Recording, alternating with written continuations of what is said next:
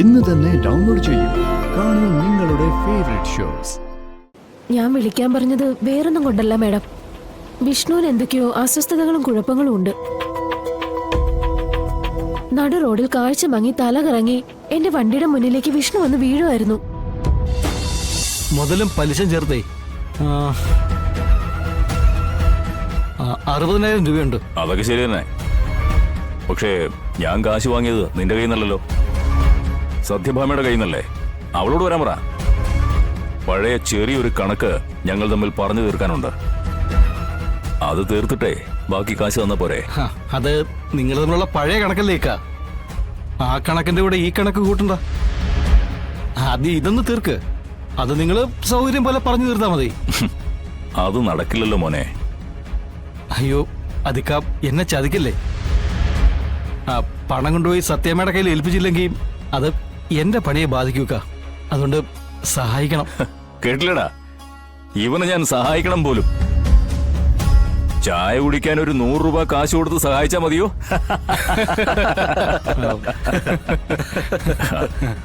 പണം വാങ്ങിച്ചു എന്ന് പറഞ്ഞത് സത്യമാ. പക്ഷേ ഞാൻ അവൾക്ക് കൊടുക്കാൻ വേണ്ടി വാങ്ങിച്ചതല്ല, അവളെ ഇവിടെ വരുത്താൻ വേണ്ടി വാങ്ങിച്ചതാ. അതെന്തിനാണെന്നറിയോ? ഹൈദ്രോസിന് അവളെ ഒന്ന് അടുത്ത് കാണാനാ. പഴയ ഒരു ലോഹ്യമാണെന്ന് കൂട്ടിക്കോ.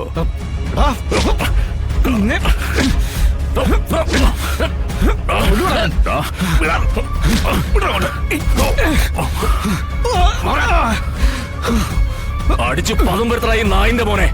അടിയടാ.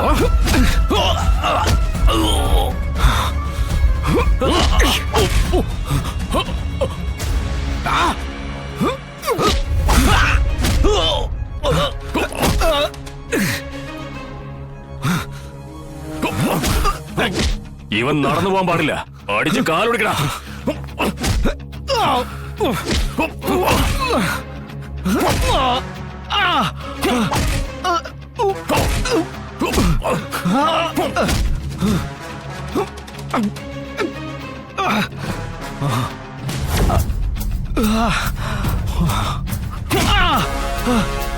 എന്റെ മില്ലിൽ വന്നിട്ട് എന്നെ തല്ലിയിട്ട് നീ 2 കാലിൽ നടന്നു പോകണ്ട.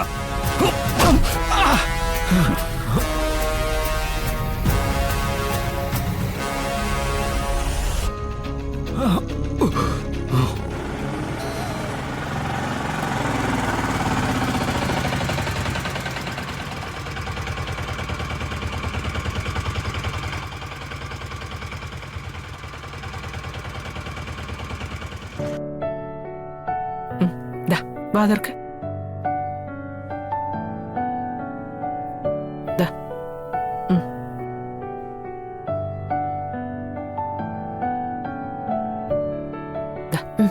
മതി സത്യാമ്മേ. അതൊന്നും പറഞ്ഞു പറ്റില്ല. മുറിവ് ഉണങ്ങാൻ ഒരുപാട് മരുന്നുകൾ ഉള്ളി കഴിക്കുന്നതാ. അതനുസരിച്ച് ഭക്ഷണം ചെന്നില്ലെങ്കിൽ ആള് തളർന്നു പോവും കേട്ടോ. പിന്നെ ആ അസുഖത്തിന് വേറെ മരുന്ന് കഴിക്കേണ്ടി വരും. എന്നാ എനിക്ക് കുറച്ച് കഞ്ഞിവെള്ളം ഒഴിച്ചു തന്നാ മതി, ഞാൻ അത് കുടിക്കാം. കഞ്ഞിവെള്ളമൊക്കെ തരാം, അതിന് കുഴപ്പമൊന്നുമില്ല. പക്ഷേ അതിൽ ഞാൻ കുറച്ച് വറ്റും കൂടി ഇടും. എന്നാ പിന്നെ എനിക്ക് കഞ്ഞി തരാൻ പറഞ്ഞാ പോരെ? വെറുതെ എന്നെ ദേഷ്യം പിടിപ്പിക്കല്ലേ. ചുമ്മാ അമ്മായിമ്മ മരുമകളെ തല്ലിന്നുള്ള ചീത്തപ്പേര് എനിക്ക് ഉണ്ടാക്കി വെക്കല്ലേ.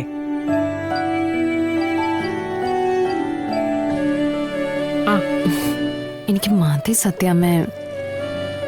ഇതൊന്നും പറഞ്ഞാ പറ്റില്ല. കുടിച്ചേ.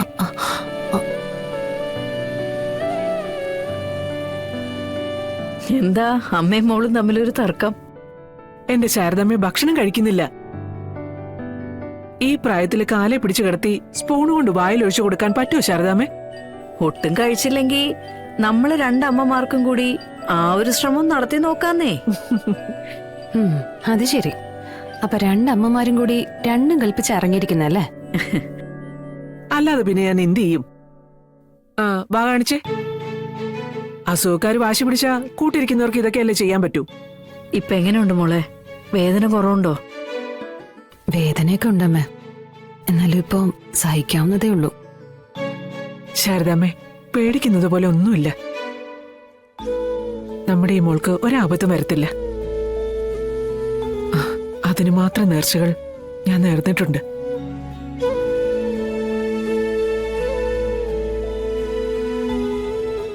അമ്മ ഇങ്ങനെ നോക്കുന്നേ? കണ്ണൊക്കെ നിറഞ്ഞിട്ടുണ്ടല്ലോ. ഹാ, എന്റെ മോള് ഭാഗ്യവതിയാ.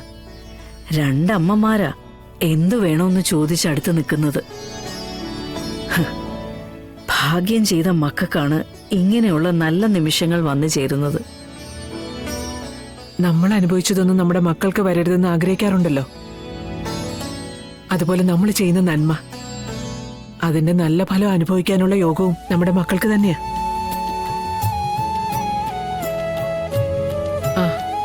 വേണ്ട സത്യാമ്മ. വാതർക്ക്. ആ അതെ, ഞാൻ ഫാർമസി വരെ ഒന്ന് പോയിട്ട് വരാം. ആ, കഴിക്കാനുള്ള മരുന്നിന് കുറിച്ച് തന്നിരുന്നു. കഞ്ഞി കൊടുത്തിട്ട് പോകാന്ന് വെച്ചപ്പോ അതിങ്ങനെയായി. ഞാൻ പോയേ മരുന്ന് മേടിച്ചോണ്ട് വരാം. ആ, അതിനിടെ കുറച്ചെന്തെങ്കിലും കൊടുക്കാൻ പറ്റുമെങ്കിൽ ശാരദ കൊടുക്ക്. ആ, കുടിച്ചോണം. കുറച്ചെങ്കിലും ഉള്ളിൽ ചെന്നാ അത്ര ആയല്ലോ. ദേ കുടിക്കണം കേട്ടോ.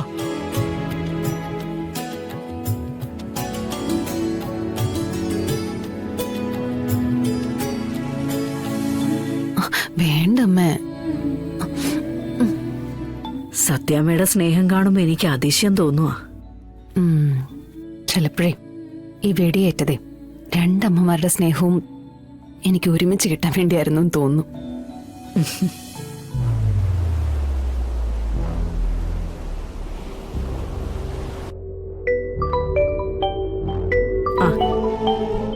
കണ്ടില്ലേ, ഏറ്റവും അത്യാവശ്യമുള്ള സംഗതിയാ ഫോൺ. അതിവിടെ മറന്നു വെച്ചിട്ട് പോയി. ആ, അല്ല ചോദിക്കാൻ മറന്നു, വിഷ്ണു എവിടെ? അവൻ വന്നില്ലേ? അത് തന്നെ ഞാൻ പറഞ്ഞത്. വിഷ്ണുവേട്ടന്റെ ഫോണായി കിടന്നടിക്കുന്ന. വന്നിട്ട് എവിടേക്കോ പോയതാ. ആ, എന്താ ചേച്ചി? എടുക്കുന്നില്ലടാ. അമ്മയൊന്ന് ഫോൺ എടുത്ത് ഞാനൊന്ന് നോക്കട്ടെ.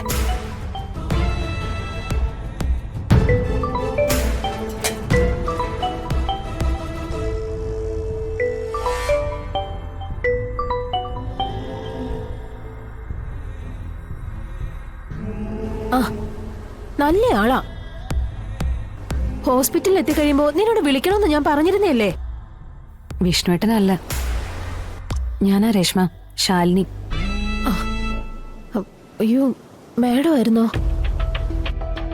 ഫോൺ ഇവിടെ മറന്നു വെച്ചിട്ട് ആള് പുറത്തു പോയിരിക്കുക. ഞാൻ വിളിക്കാൻ പറഞ്ഞത് വേറൊന്നും കൊണ്ടല്ല മാഡം.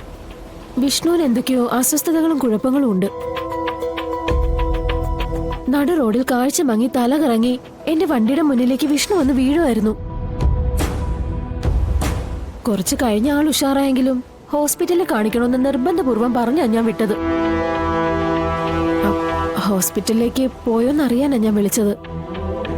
അങ്ങനെ ഒരു കാര്യം ഇവിടെ പറഞ്ഞതേ ഇല്ല രേഷ്മ. എന്നോട് അല്ലെങ്കിൽ ഇവിടെ നിൽക്കുന്ന ആരോടെങ്കിലും പറയാലോ. അതുമില്ല. എന്തെങ്കിലും ഉണ്ടെങ്കിൽ മനസ്സിൽ കൊണ്ട് നടക്കുകയല്ലേ ചെയ്യുള്ളൂ.